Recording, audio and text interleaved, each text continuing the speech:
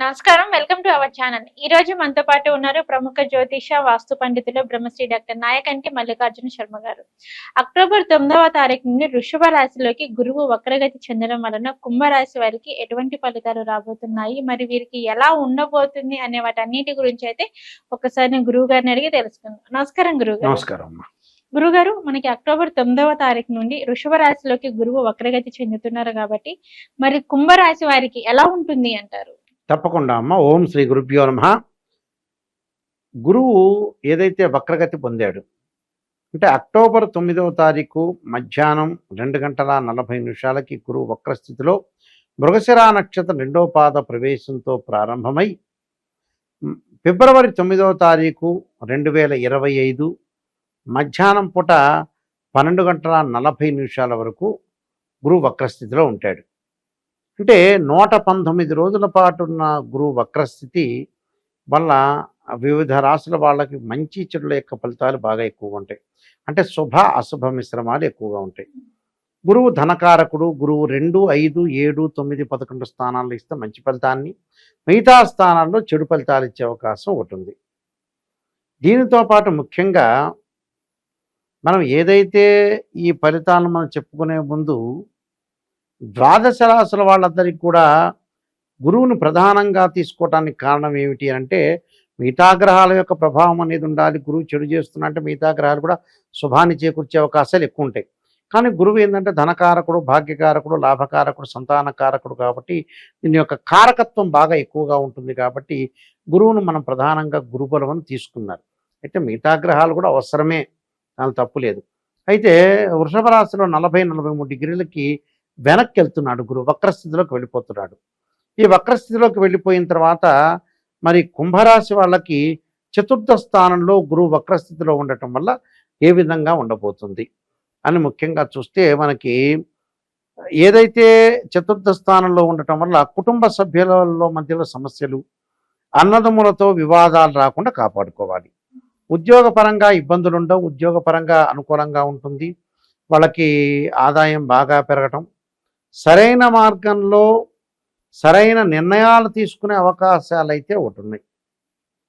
అంటే నిర్ణయం తీసుకోవటం అంటే ఏంటి? మనం మంచి సలహా ఇచ్చే మిత్రులు కలుస్తారని అర్థం, బంధువులు కలుస్తారని అర్థం. అంటే ఎంత వాళ్ళతో విరోధ భావాలు ఉన్నా కూడా వాళ్ళకు అనుకూలంగా ఉంటుంది. అనారోగ్యం వల్ల వైద్య చికిత్సలు, అంటే దీర్ఘకాలిక వ్యాధులు ఉన్న వాళ్ళు కొంతమంది ఉంటారు కదా, అంటే మామూలు రోగాల వాళ్ళకు ప్రసక్తి కాదు ఇక్కడ. దీర్ఘకాలిక వ్యాధులు ఉన్న వాళ్ళు మాత్రమే, బీపీ, షుగర్ ఇలాంటి వ్యక్తులు ఎవరైతే ఉంటారో అలాంటి వాళ్ళు మాత్రమే కొద్దిగా అప్రమత్తంగా ఉండాలి. దానివల్ల వాళ్ళకి రోగం రావటం, డబ్బులు ఖర్చడం, అదక వ్యయం అనేది జరుగుతుంటుంది. అంటే మనకు ప్రాఫిట్ కంటే కూడా లాస్ ఎక్కువ అవుతుంటుంది. అంటే ఇన్కమ్ కంటే ఎక్స్పెండిచర్స్ బాగా పెరుగుతుంటాయి. ఆ ఎక్స్పెండిచర్స్ తగ్గించుకోవటం అనేది చాలా ఇంపార్టెంట్ ఇక్కడ. అలానే మందులకి అధికంగా డబ్బులు వెచ్చించటం, హాస్పిటల్కి వెళ్ళటం, హాస్పిటల్కి వెళ్ళి కూడా ఎక్కువగా ఖర్చు చేసుకోవటం, ఇలాంటి ఇన్సిడెంట్స్ బాగా ఎక్కువగా ఉంటాయి. వృత్తి, ఉద్యోగ, వ్యాపార రంగాల్లో కూడా అంతగా ఎక్కువగా పెట్టుబడులు పెట్టకూడదు. అంటే నూతన వ్యాపారాలు ప్రారంభం చేయకూడదు. పై అధికారుల యొక్క ఒత్తిళ్లు, రుణ బాధలు కలిగే అవకాశాలు ఉంటాయి. అంటే రుణ బాధలు కలగటం అంటే ఏంటంటే గతంలో చేసిన అప్పులు కానీ, లేకపోతే రేపు రాబోయే రోజుల్లో అప్పులు కానీ వీళ్ళకి నెత్తి మీద కూర్చునే అవకాశాలు ఎక్కువ ఉంటాయి. అలాంటి వాటిలో కొద్దిగా అప్రమత్తంగా ఉండాలి. ప్రతి పనిలో కూడా కొద్దిగా మనం ఆలోచన చేసి నిర్ణయం చేయాలి. ఆలోచన చేసి నిర్ణయం చేస్తేనే మంచిది. లేకపోతే ఇబ్బందికరమైన వాతావరణం బాగా ఎక్కువ ఉంటుంది.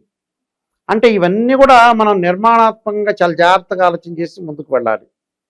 అంటే ఈ చతుర్థ స్థానంలో ఉన్న వక్ర స్థితి వల్ల తల్లి యొక్క ఆరోగ్యం పట్ల ఇబ్బందులు, తల్లిదండ్రుల యొక్క అనారోగ్యాలు, వాళ్ళ కొంత డబ్బులు ఖర్చు కావటం, వాహనాల మీద సౌఖ్యం లేకపోవటం, వాహన బాధలు, వాహనాల మీద వెళ్ళే ప్రయాణాల పరంగా ఇబ్బందులు, కార్లకి కొంత డబ్బులు ఎక్కువగా ఖర్చు కావటం, పెళ్లి సంబంధాలు చూస్తారు, సక్సెస్ అవుతుంది. ప్రేమించుకున్న యువతీ యువకులు ఎవరైతే ఉంటారో వాళ్ళకి పెద్దల ద్వారా ఒప్పించి వివాహం చేసుకునే అవకాశాలు ఎక్కువగా ఉండటం, అంటే ఇవన్నీ వాళ్ళకి జరుగుతాయి. అంటే వృత్తిరీత్యా సంతృప్తికరంగా ఉన్న మరొక సైడ్ బాధలు కనపడుతూ ఉంటాయి. అంటే ఒకవైపు బాగుంటుంది, వన్ సైడ్ బాగుండదు. అంటే ఒక మూవీ కనుక విశ్రాంతి వరకు బాగుండి విశ్రాంతి తర్వాత ఫెయిల్ అయినట్టు ఉంటుంది జీవితం. అంటే సగం డేస్ బాగుంటాయి, సగం డేస్ బాగుండవు. విలువైన ఆభరణాలు, రత్నాలు, గృహ ఉపకరణ వస్తువులు, శారీసు, అంటే బ్యూటీ టిప్స్ పాటించే వాళ్ళకు కూడా అధిక లాభాలు కలుగుతాయి. టీచర్స్ కానీ, ఆధ్యాత్మికవేత్తలకు కానీ, బుక్స్ ప్రింటింగ్ వ్యక్తులకు కానీ, ఎలక్ట్రానిక్ గూడ్స్ సంబంధించిన వాళ్ళకి కానీ, హోటల్స్ రెస్టారెంట్ వాళ్ళకి అధిక ఆదాయం వస్తుంది. అంటే వీళ్ళందరికీ కూడా ఆదాయ మార్గం అనేది బాగా వచ్చే అవకాశాలు ఎక్కువగా ఉంటాయి. అందువల్ల వీళ్ళందరికీ కూడా అధికంగా ఉంటుంది. పరస్థలంలో సంచరించడము, మానసికంగా ఎదుగుదల బాగుంటుంది. అంటే విల్ పవర్తో స్ట్రాంగ్గా ముందుకు వెళ్ళే అవకాశాలు ఎక్కువ ఉంటాయి. వివాహాది శుభ కార్యక్రమాల్లో పాల్గొనటం ఒకటి, గౌరవాన్ని ఉన్నత పదవులు పొందటం ఒకటి, అలానే వీళ్ళ ఆఫీసులో వీళ్ళని పక్కన పెట్టే అవకాశాలు ఎక్కువ ఉంటాయి. పక్కన పెట్టడం అంటే చిన్న చూపు చూడరు, కానీ వీళ్ళ పని అయిపోయింది, యూజ్ అండ్ త్రో, ఓకే చాలు, ఇంకా వీళ్ళ యొక్క సేవలు చాలు అనే ఉద్దేశంతో అధికారులు వచ్చే అవకాశాలు నిరంతరం ఉంటాయి. చాలు అని అంటే పొమ్మనం లేక పొగబెట్టడం అంటారు చూసారా, అలా అలా జరుగుతుంటుంది. జస్ట్ చాలు మీ సేవలు అనగానే ఈ వ్యక్తులు అర్థం చేసుకోవాలి, అంతే. చాలే బాబు, ఈ దేశ సేవ చేసిన చాలు, ఈ ఉద్యోగంలో సేవ చేసిన చాలు, ఓకే లిమిట్, వదిలేయటం, ముందుకు వెళ్ళిపోవటం, ఇంకో చోటకి వెళ్ళిపోవటం, అంతే. జస్ట్ ఎందుకంటే ఇదేం అంటే వీళ్ళు చేసే వాళ్ళకి ఏంటంటే రాసే వాళ్ళకి టెంపరవరీ ఎక్కువగా ఉంటుంది. కొన్ని రోజులు మాత్రమే ఉంటుంది. అంటే కొన్ని రోజుల గతంలో కాదు, నేను చెప్పిన 119 రోజుల్లో తొందరగా బయటికి వెళ్ళిపోతారు ఈ రాశి వాళ్ళు. ఏదో రకమైన ప్రభావం అయితే మానసికంగా ఎదుర్కొంటూ కూడా దానిలోనే ఉంటారు వాళ్ళు. అంటే మానసికంగా కొంత ఆందోళన కలిగే అవకాశాలు ఉంటాయి. పిల్లలు చదువుల పట్ల ఆసక్తి చూపించాలి. చదువులు విద్యార్థులు ఆసక్తి చూపించడమే కాకుండా వేరే పోటీ పరీక్షలు ఉత్తీర్ణతకు కూడా ఎక్కువగా సహకరించి ముందుకెళ్తుండాలి. అంటే ఇలాంటి పరిస్థితులు బాగా ఎక్కువ ఉంటాయి. ఇలాంటి విషయాల్లో మనకు పరిస్థితులు బాగున్నప్పుడు ఏంటంటే కొద్దిగా మనం జాగ్రత్త వహించి గ్రామీణ వాతావరణంలో కానీ కోర్టు సమస్యలు వెంటాడే అవకాశాలు ఉంటాయి. ఆ వెంటాడుతుంటే వీళ్ళకి పనులు అయిపోతుంటాయి. అన్నదమ్ముల మధ్యలో సఖ్యత రావటం ఒకటి, డబ్బులు వచ్చే అవకాశాలు, బంగారు ఆభరణాలు, విలువైన వస్తువులు కొనుగోలు చేయటం, ఎలక్ట్రానిక్ గూడ్స్తో సహా అన్నీ కూడా కొనుగోలు చేసే అవకాశాలు ఎక్కువ ఉంటాయి. అంటే వీళ్ళ మాటకి నైపుణ్యం బాగా పెరుగుతుంది. వీళ్ళు ఏదైతే అంటారో దానికి నైపుణ్యత బాగా పెరగటం ఒకటి, ప్రతి వాళ్ళు వినే అవకాశాలు ఎక్కువ ఉంటాయి. అంటే సలహాలు సంప్రదింపులు ఎక్కువగా ఉంటాయి. కానీ బట్ తల్లిదండ్రుల యొక్క ఆరోగ్యాన్ని కానీ ఆ విషయంలో మటు కొంత శ్రద్ధ చూపించాలి. వాళ్ళకి హెల్త్ ఎలా ఉంది, ఏమిటి, ఇల్లు కొంత పాతిళ్ళు కూడా కొంతమంది వ్యక్తుల ద్వారా కొంత ప్రాబ్లమ్స్ వచ్చే అవకాశాలు ఉంటాయి. అంటే ఆ ఇళ్లను మార్చడం కానీ ఏదో ఒకటి చెయ్యాలి. దానివల్ల కూడా కొన్ని ఇబ్బందులు కలుగుతుంటాయి. అందువల్ల నీటి మీద, సముద్రాల మీద, వాహనాల మీద ప్రయాణం చేసేటప్పుడు కూడా మరి అంత లోతు దిగకుండా ఉండటం మంచిది. ఆ లోతు దిగామనుకోండి మనకు జాగ్రత్త అనేది ఉండదు, ఏదో రకంగా మనం పడిపోయే అవకాశాలు ఎక్కువ ఉంటాయి.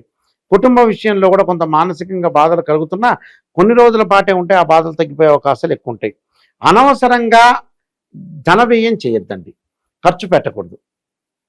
ఆ ఖర్చు పెట్టడం వల్లనే వీళ్ళకి దోషం కలిగే అవకాశాలు ఎక్కువ ఉంటాయి. అంటే ఇలాంటివన్నీ కూడా మనం సేకరించుకోవాలి, చాలా జాగ్రత్త ఉండాలి. మనలో ఏదైతే నెగిటివ్ ఉంటుందో ఆ నెగిటివ్ని తగ్గించుకొని పాజిటివ్గా వెళ్ళాలి.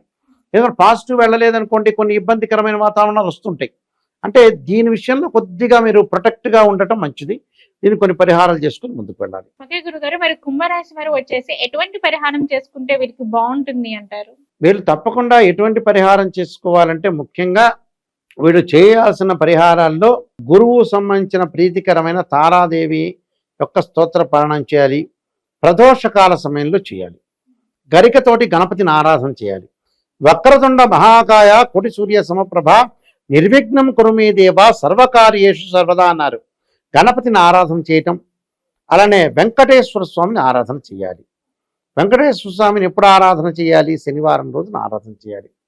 అంటే వెంకటాద్రి సమస్థానం బ్రహ్మాండే నాస్తి కించన వెంకటేశో సమోదేవో నభూతో నభవిష్యతి అంటారు. అంటే ఇక్కడ వెంకటేశ్వర స్వామి యొక్క ఆరాధన చేయాలి. అంటే వెంకటేశ్వర స్వామిని ఆరాధన చేయటం, అర్చన చేయటం, లేదా తిరుపతికి వెళ్ళటం, లేదా తిరుపతికి వెళ్ళనే శక్తి ఉందని లేదనుకోండి, ఎక్కడో ఒకడ వాళ్ళు ఉన్న సిటీలో ఎవరైతే టౌన్లో కానీ పల్లెటూరుగా మండలం కానీ వెంకటేశ్వర స్వామి టెంపుల్కి వెళ్ళటం, ఆరాధన చేయటం, శనివారం రోజున ప్రాతకాలం కానీ ప్రదోషకాల సమయంలో కానీ చేస్తే ఆరాధన చేస్తే వాళ్ళకి సక్సెస్ అయ్యే అవకాశం ఖచ్చితంగా ఉంటుంది. ఓకే గురుగారు, కుంభరాశి వారికి వచ్చేసి ఎలా ఉండబోతుంది అనే వాటి గురించి అయితే మాకు తెలియజేశారు. నమస్కారం గురుగారు. నమస్కారం.